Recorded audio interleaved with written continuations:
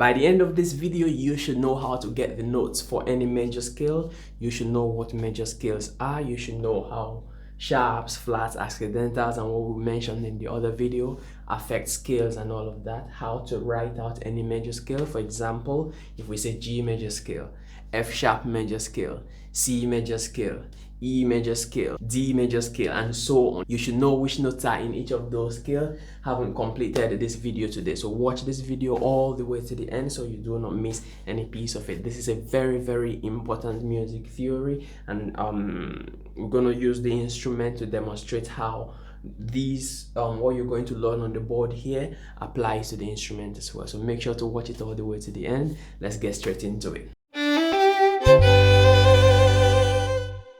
Welcome back to Heartstrings Violin Academy. If this is your first time here, I'm Samuel, and I bring you the best violin lessons, violin tutorials, violin secrets, music theory like this one, and how it relates to the violin. So if you want to be part of the channel, click that subscribe button, turn on the notification so you do not miss any piece of it. If you want to be an exclusive member of the channel, click the membership, choose any membership plan you want to be part of for this channel. Let's get straight into this one. Right, so this video right here is part of our music theory series and how it relates to the violin. This is the 5th video in that series. If you've not seen the other videos, I'm going to recap a little bit. Right, so for example, in the previous videos we talked about accidentals, sharps, and flats, and how, let me use this other one. Right,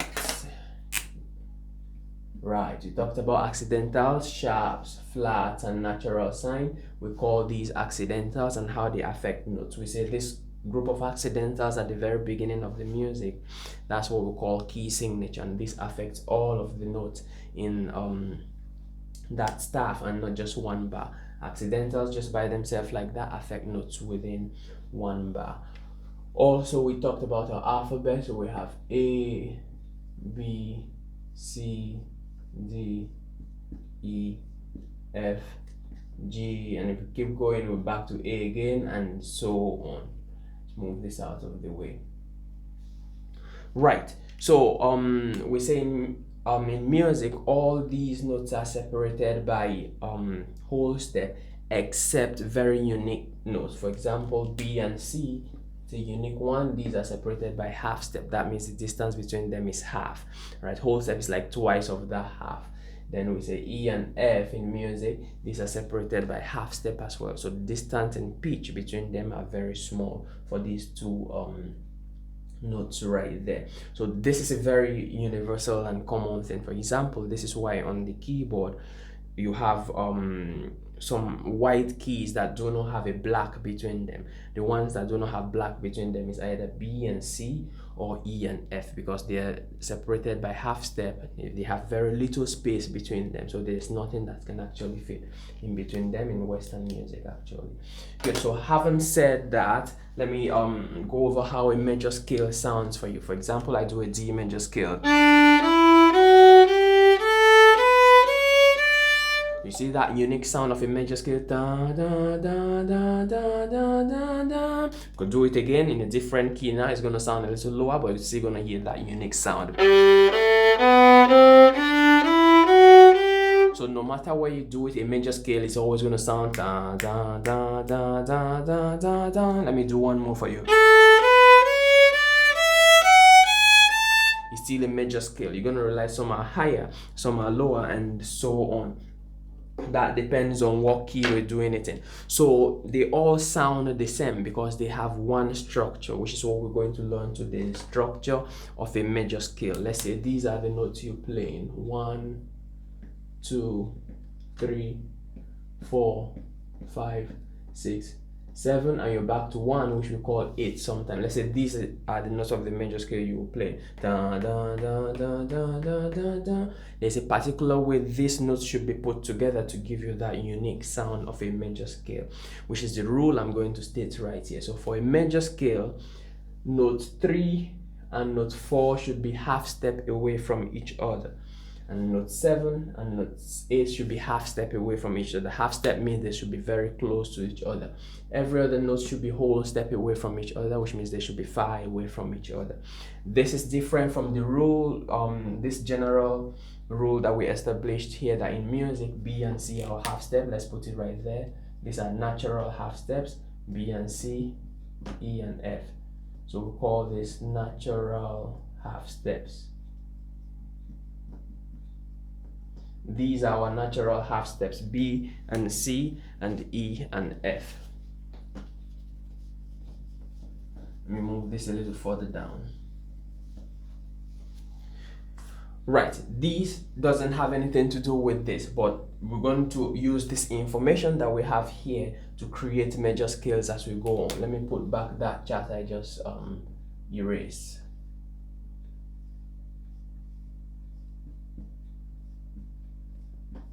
We're back to A. So these are our natural half steps, B, C, and E and F. And from the previous video we learned that a sharp increases the pitch of a note by half step. So for example, if we put a sharp to A, we're going to have A sharp right there, right? If we put a sharp to B, what do you think we're going to have? We're going to have C, because a sharp increases the pitch of a note by half step, and B and C are already half step away from each other. So we cannot have B sharp because B sharp is C. If we put a sharp to C, what we're going to have? C sharp, because these are whole step away from each other. If you put a sharp to D, what we're going to have? D sharp. If you put a sharp to E, what we're going to have? Let me put it right here. That's C sharp, a little D sharp, right? If you put a sharp to E, what we're going to have? Remove this so it's not confusing. We're going to have F, because E and F are separated by half step. These are our natural half steps. Let me write back that B properly. You have your C right there and your C sharp. Right, can we put a sharp to F? Yes, we can. And we have F sharp right there in this space. Can we put a sharp to G? Yes, we can have G sharp right there. And we're back to where we started with A and A sharp. Similar thing with the flat. If we put a flat to A, we can go down and have A flat, and so on. Flat to G, we can have G flat. Remember from the previous video we said F sharp and G flat are actually the same thing because they're in harmonic notes. I'm gonna show you on the violin just now. Put a flat to F, what do you think we're gonna have? E, because they're half step away from each other. Just like what we said, that these are how things occur naturally, but major scale demands that we change some things, which we're going to get into just now. So if we keep going, we can have E flat here, we can have D flat. Can we have C flat? No.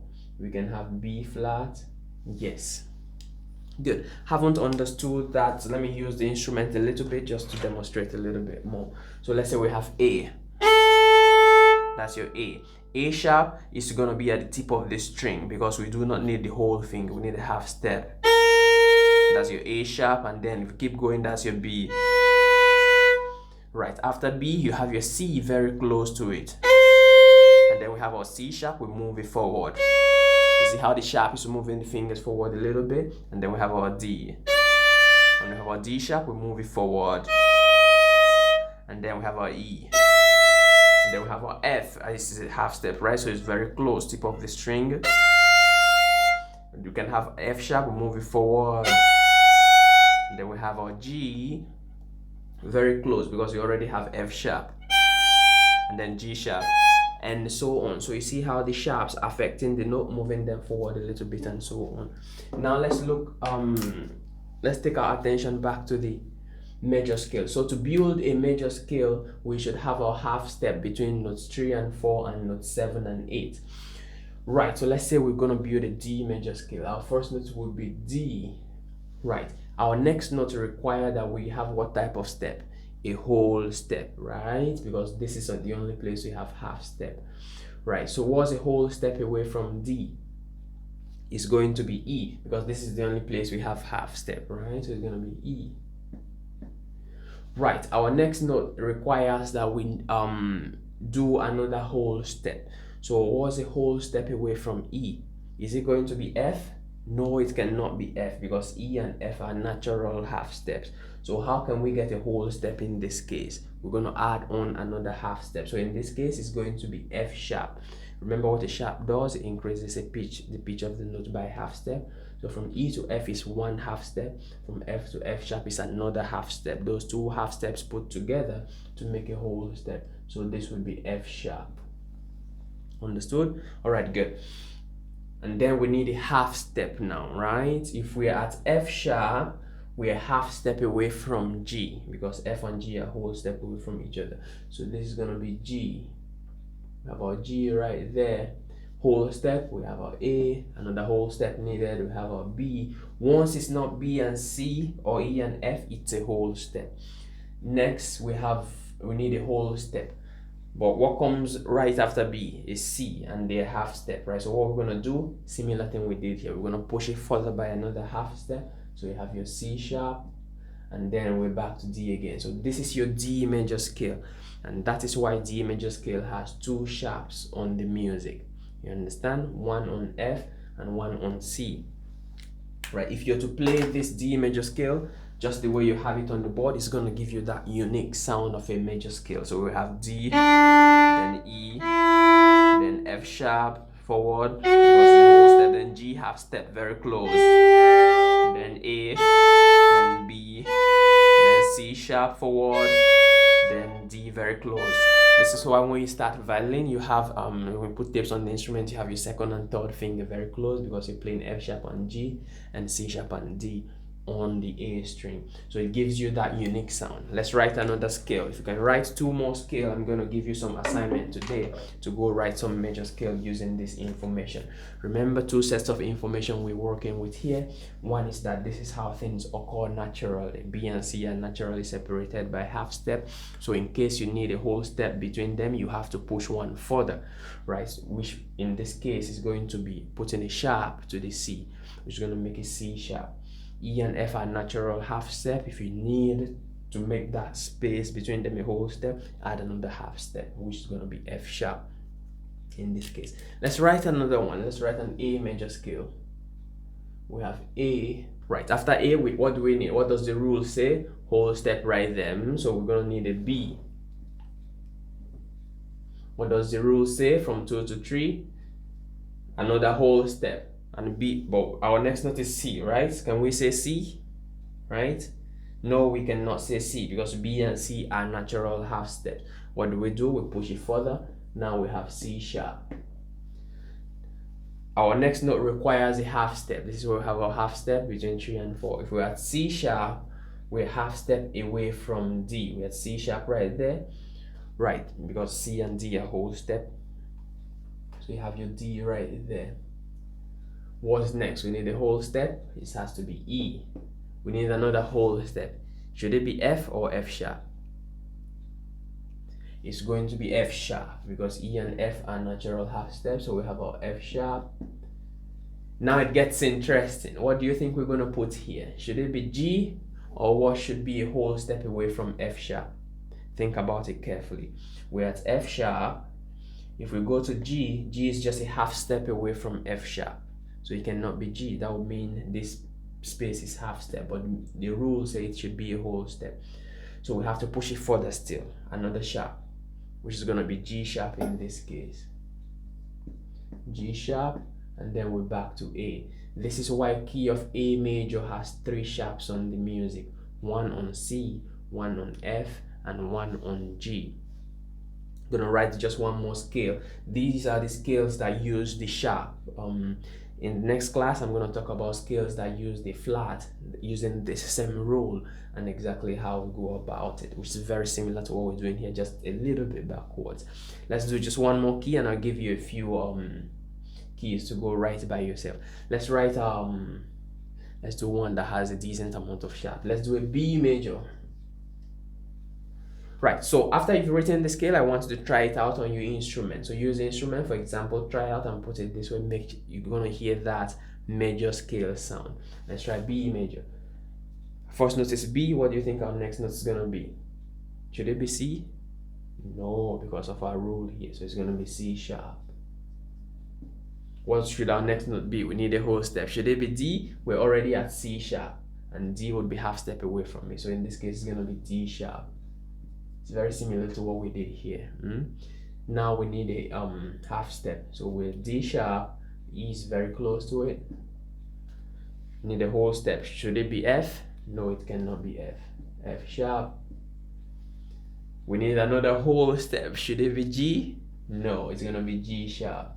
It's like when things are getting pushed forward a little bit, we need another whole step. What do you think is gonna be in this case? A? No, it's gonna be A sharp.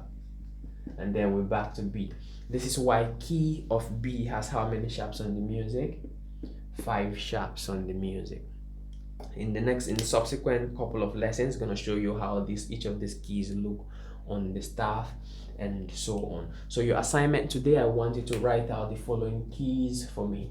Right, you're gonna write out G major and play it on the instrument. G major, or E major, C major. This is an interesting one. It's capital M for major, C major, and F sharp major. Let's make this a little bit fun. So this is a very big theory topic. I wanted to have fun with it. Take your time and write this out. If you have any question about this particular one, I know that sometimes could be confusing depending on what level you are. I want us to have a discussion in the comments about this, and for this particular video, I will be right there in the comments explaining things for persons that having a little trouble with the explanation. If you've not subscribed, I want you to click that subscribe button, turn on the notification, let me know how this video is helping you in the comment section as well. If you want to support the channel, if you like what you see and you've been wondering how everything comes together and all of that, and you want to be a part of this channel by supporting it, we now have membership available. So choose any membership plan you want to be on. We have exclusive content like some very special shots made for just members coming in the next couple of uploads. Right, so go do the work, revise this stuff, shoot me your question in the comment section. After you've written each of the scales, try it out to your instrument and see what you understand. Go do the work, and I'll see you here in the next one dealing with the flats. Let's go.